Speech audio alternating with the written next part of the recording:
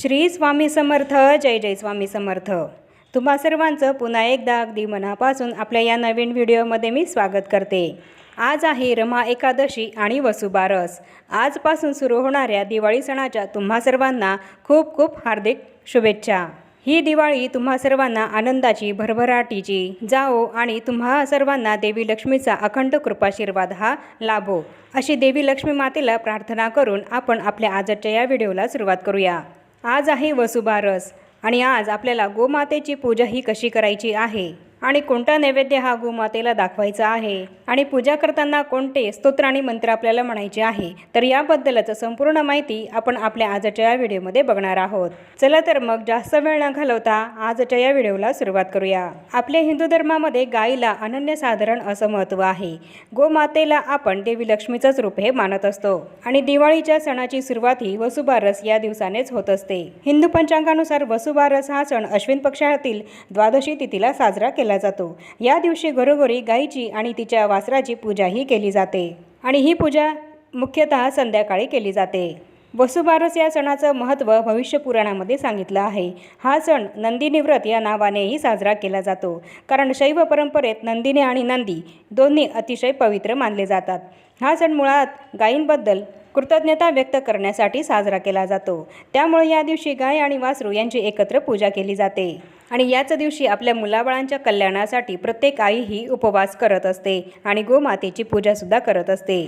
आपल्या मुलाबाळांना चांगले आरोग्य मिळावे आणि सुख लाभावे म्हणून ही पूजा प्रत्येक आई करत असते. आपल्या घरामध्ये देवी लक्ष्मीचे आगमन व्हावे या हेतूने ही पूजा गायीची तिच्या वासरासहित केली जाते. आपल्या हिंदू धर्मामध्ये गायीला महत्त्वाचं स्थान असून तिचा सन्मान करण्याचा हा दिवस आहे.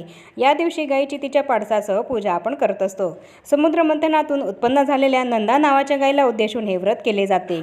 या दिवशी एक वेळ उपवास करून संध्याकाळी गायीची पूजा तिच्या वासरासह आपण करत असतो. तुमच्या घराच्या आजूबाजूला जिथे कुठे गाय असेल तर तिथे जाऊन तुम्ही ही पूजा संध्याकाळी नक्की करा. आणि जर तुमच्या घराच्या आजूबाजूला गाय नसेल तर तुम्ही एखाद्या गोशाळेमध्ये जाऊन तिथे सुद्धा गायीची तिच्या वासरासह पूजाही करू शकतात. आणि यावर्षी रमा एकादशी आणि वसुबारस हे एकाच दिवशी आल्यामुळे या दिवशी आपल्याला गोमातेला फक्त गुळाचाच नैवेद्य हा खाऊ घालायचा आहे. इतर वेळेस आपण गोमातेला भिजवलेले हरभऱ्याची डाळ आणि गहू हे खाऊ घालत असतो, पण यावेळेस रमा एकादशी आणि वसुबारस हे एकाच दिवशी आहे आणि एकादशीच्या दिवशी गोमातेचे सुद्धा व्रत असते. गोमातेच्या पोटामध्ये 33 कोटी देव आहेत हे तर आपल्याला माहीत आहे आणि त्यामुळे या दिवशी देवांचं सुद्धा व्रत असतं, तसंच गोमातेचं सुद्धा व्रत असतं.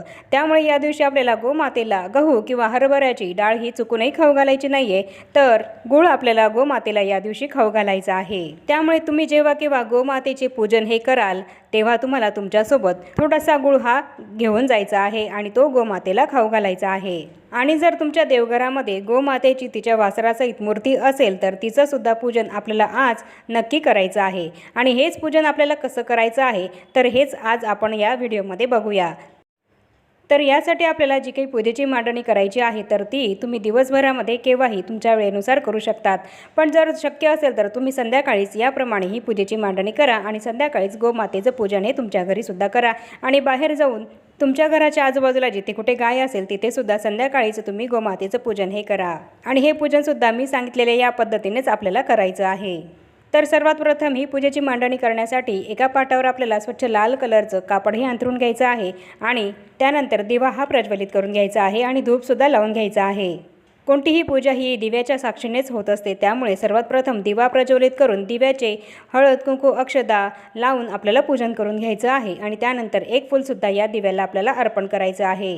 आणि त्यानंतर आता आपल्याला गणपती बाप्पांची स्थापनाही करायची आहे. तुम्ही जर ही पूजा देवघरामध्येच करणार असाल, देवघरासमोर करणार असाल तर तुम्हाला वेगळी गणपती बाप्पांची स्थापना करण्याची काही गरज नाही. तर सर्वात आधी गणपती बाप्पांची मूर्ती ही एका ताटामध्ये घेऊन त्यांना शुद्ध पाण्याचा अभिषेक हा आपल्याला करायचा आहे आणि ओम गणपते नमः या मंत्राचा जपसुद्धा करायचा आहे. या पद्धतीने अभिषेक केल्यानंतर गणपती बाप्पांची मूर्ती ही आपल्याला स्वच्छ पुसून घ्यायची आहे. त्यानंतर विड्याच्या जोड पानांवर थोड्याशा अक्षता टाकून त्यावर गणपती बाप्पांची मूर्ती ही आपल्याला स्थापन करायची आहे. आणि त्यानंतर गणपती बाप्पांना आपल्याला चंदन हे लावून घ्यायचं आहे, अष्टगंधसुद्धा लावून घ्यायचं आहे आणि तसंच हळद कुंकू अक्षदासुद्धा अर्पण करायच्या आहेत आणि गणपती बाप्पांना एक फूलसुद्धा अर्पण करायचं आहे. आणि त्यानंतर गणपती बाप्पांना आपल्याला नैवेद्य हा दाखवायचा आहे। तर इथे आपल्याला गणपती बाप्पांना गुळ खोबऱ्याचा नैवेद्य हा दाखवायचा आहे। तर त्यासाठी आपल्याला गणपती बाप्पांना नैवेद्य दाखवण्यासाठी इथे पाण्याने भरीव चौकोन हा करून घ्यायचा आहे आणि त्यावर गुळ खोबऱ्याचा नैवेद्य हा ठेवायचा आहे आणि त्याला 3 वेळा पाणी हे फिरवायचं आहे। या पद्धतीने आपल्याला गणपती बाप्पांना गुळ खोबऱ्याचा नैवेद्य हा अर्पण करायचा आहे। आता त्यानंतर आपल्याला आपल्या देवघरामध्ये जी बाळकृष्णांची मूर्ती आहे तर तिच्यावर अभिषेक हा करायचा आहे। त्यासाठी ही मूर्तीसुद्धा आपल्याला एका ताटामध्ये ठेवून घ्यायची आहे आणि त्यानंतर बाळकृष्णांच्या मूर्तीवरही आपल्याला शुद्ध पाण्याचा अभिषेक हा करायचा आहे। 3 वेळा चमच्याने किंवा पळीने पाणी टाकून ओम नमो भगवते वासुदेवाय या मंत्राचा जप करत बाळकृष्णांच्या मूर्तीवर आपल्याला पाण्याचा अभिषेक हा करायचा आहे आणि त्यानंतर ही मूर्ती आपल्याला स्वच्छ पुसून घ्यायची आहे आणि विड्याच्या जोड पानांवर आपल्याला थोड्याशा अक्षता टाकून ती मूर्ती बाळकृष्णांची मूर्ती आपल्याला तिथे स्थापनही करायची आहे। या पद्धतीने बाळकृष्णांची मूर्ती स्थापन करून झाल्यानंतर बाळकृष्णांच्या मूर्तीला सुद्धा अष्टगंध, हळद, कुंकू, अक्षता अर्पण करून 1 फूल अर्पण करून त्यांचीसुद्धा आपल्याला विधिवत पूजाही करून घ्यायची आहे। बाळकृष्णांना गायी अतिशय प्रिय होत्या, त्यामुळे या दिवशी आपल्याला बाळकृष्णांची पूजा ही सुद्धा जरूर करायची आहे आणि एक तुळशीपत्रसुद्धा आपल्याला आवर्जून बाळकृष्णांना अर्पणही करायचं आहे। पण आज एकादशी असल्यामुळे तुळशीपत्र हे चुकूनही तोडू नका। तर हे तुळशीपत्र तुम्ही जिथे फुलं मिळतात, फुल भांडार आहे, तर तिथे जर तुम्हाला हे तुळशीपत्र मिळत असेल तर तिथून ते आणायचं आहे आणि बाळकृष्णांना जरूर अर्पण हे करायचं आहे। आज रमा एकादशी असल्यामुळे तुळशीपत्र हे चुकूनही तोडू नका आणि हे तुळशीपत्र मी कालच तोडून ठेवलेलं होतं आणि तेच इथे मी भगवान बाळकृष्णांना अर्पण हे केलं आहे। आता त्यानंतर आपल्याकडे जी गोमातेची मूर्ती आहे तर ती मूर्ती आपल्याला ताटामध्ये ठेवायची आहे आणि त्या गोमातेला सुद्धा आपल्याला शुद्ध पाण्याचा अभिषेक हा करायचा आहे आणि हा अभिषेक करत असताना आपल्याला गोमाताय नमः या मंत्राचा जप करायचा आहे आणि गोमातेच्या 4ही पायांवर आपल्याला थोडं थोडं पाणी हे टाकायचं आहे आणि या पद्धतीने गोमातेचा सुद्धा अभिषेक हा आपल्याला करायचा आहे। ज्यावेळेस तुम्ही तुमच्या घराच्या जवळपास असणाऱ्या गाईचं पूजन कराल तेव्हासुद्धा तुम्हाला गोमातेच्या पायांवर सर्वात आधी पाणी हे टाकून घ्यायचं आहे आणि त्यानंतर त्या गोमातेचं पूजन हे करायचं आहे। तर आता इथे मी ही गोमातेची मूर्तीसुद्धा स्वच्छ पुसून इथे विड्याच्या जोड पानांवर थोड्याशा अक्षता टाकून त्यावरच ही मूर्ती आपल्याला स्थापन ही करून घ्यायची आहे। ज्यावेळेस आपण गोमातेच्या पायांवर पाणी टाकू तर तेव्हा आपल्याला एक मंत्र म्हणायचा आहे आणि हा मंत्र असा आहे, क्षीरोदार्णव संभूते सुरासुर नमस्कृते सर्व देवमये मातर गृहाणाम आरोग्यम नमस्तुते असा हा मंत्र म्हणायचा आहे आणि गाईच्या पायांवर पाणी हे टाकायचं आहे। त्यानंतर गोमातेची आपल्याला हळद, कुंकू, अक्षता लावून पूजन हे करून घ्यायचं आहे। तसंच तिच्या वासराचं सुद्धा पूजन हे करून घ्यायचं आहे आणि 1 फुले अर्पण करायचं आहे। तुम्ही जेव्हा बाहेर गोमातेचं पूजन करायला जाल तर तिथे वासरासहित गाय असेल तर तिचं पूजन हे आपल्याला करायचं आहे आणि ते सुद्धा याच पद्धतीने आपल्याला करायचं आहे आणि तसंच दिव्याने गोमातेला ओवाळायचं सुद्धा आहे।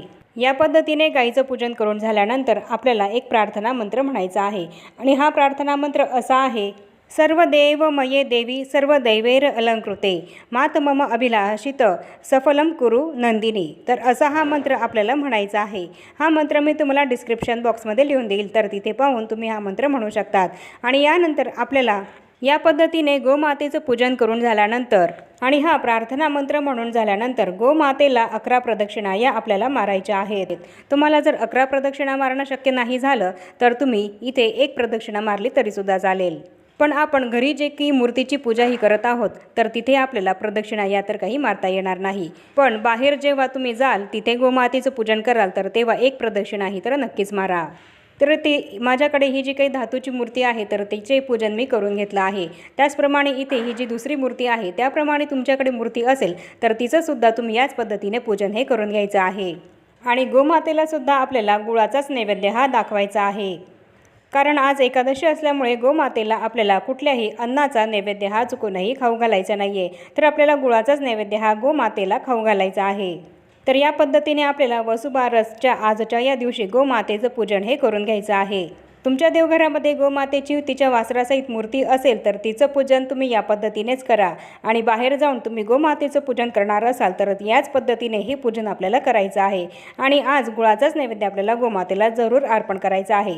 चुकूनही कोणत्याही अन्नाचा, गहूचा, चपातीचा नैवेद्य किंवा हरभरा डाळीचा नैवेद्य तुम्ही आज चुकूनही गोमातेला खाऊ घालू नका।